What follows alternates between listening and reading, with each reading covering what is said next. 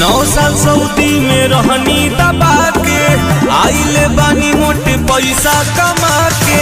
9 साल सऊदी में रहनी दबा के आइले बानी मोटे पैसा कमा के। चली बाजार बाजी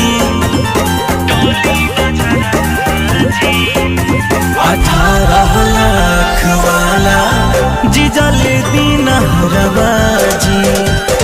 18 लाख वाला जीजा ले दिन हरबाजी।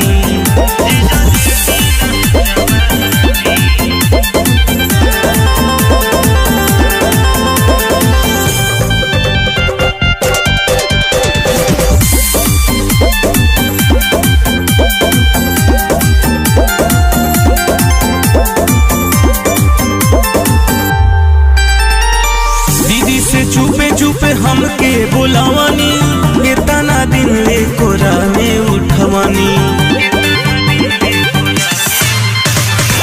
दीदी से चुपे चुपे हमके बुलावानी इतना दिन ले कोरा में उठवानी। चुना लेवे के किराया बाबा की मुना घुमाई जी जहने होता की दे दी उधर जी। 18 लाख वाला जीजा ले दिन हरबाजी। 18 लाख वाला जीजा ले दिन हरबाजी।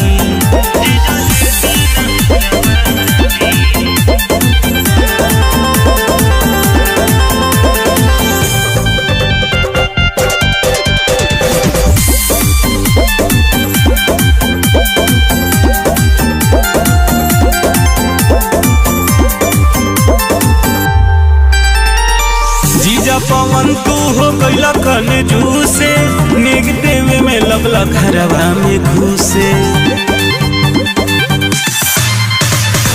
जीजा पवन तू हो गईला कन जूसे नेग देवे में लगला घरवा में घुसे। तोरा से निमन जीजा बाणे रजनीश हो जब जब मिले ले देवे ले बकसीस हो। आवे ले घरवा जी